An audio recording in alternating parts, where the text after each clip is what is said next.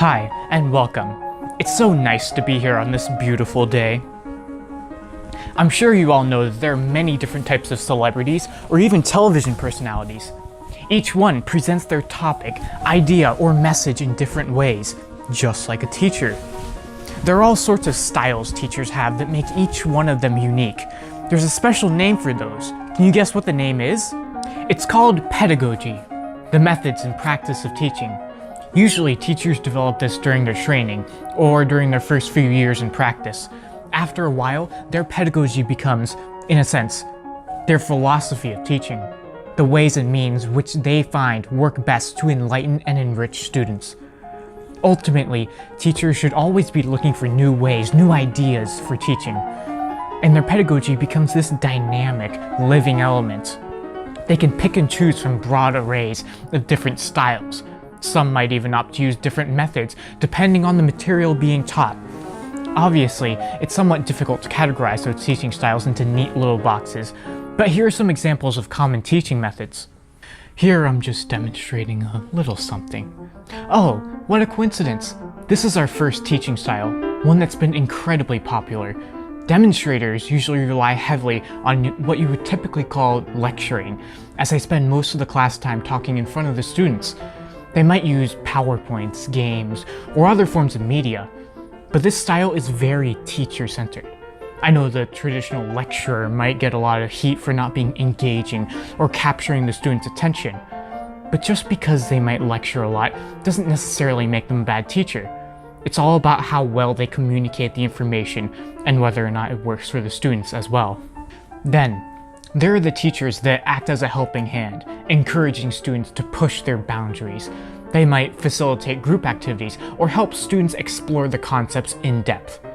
In this environment, children usually end up finding out things for themselves and actively taking their learning into their own hands. In a sense, the teacher becomes the facilitator of student discovery. You might say that that's great and all, but where's all the interaction?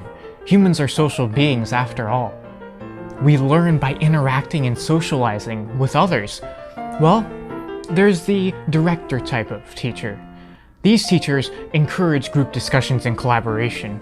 They then try to get students motivated by talking about the subject themselves rather than simply sitting at the front of the room and explaining it to them. However, this style tends to be more student-centered, which requires the teacher to develop different leadership techniques.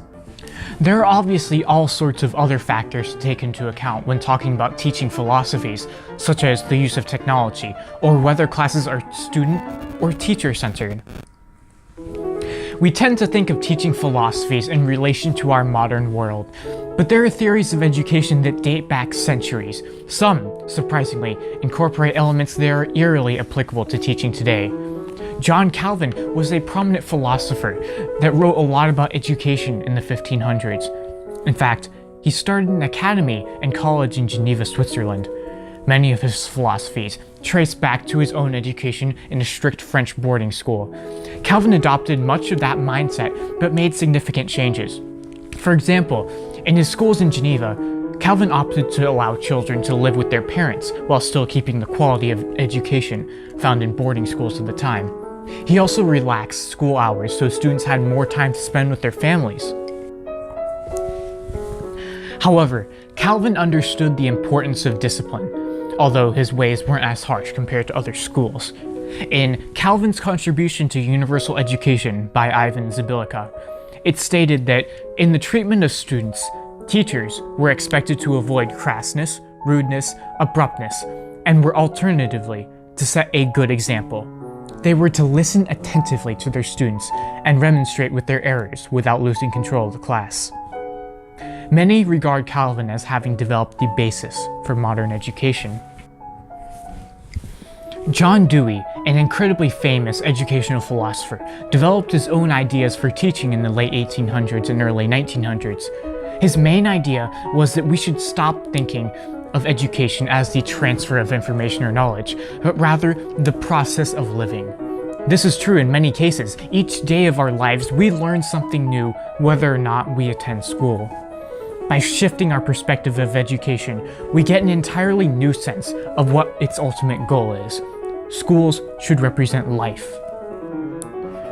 This notion of life is the ultimate purpose of education. We learn by living, and life gives us the wisdom to start each day with a new perspective. So keep thinking, keep learning, and keep living. And as always, thanks for watching.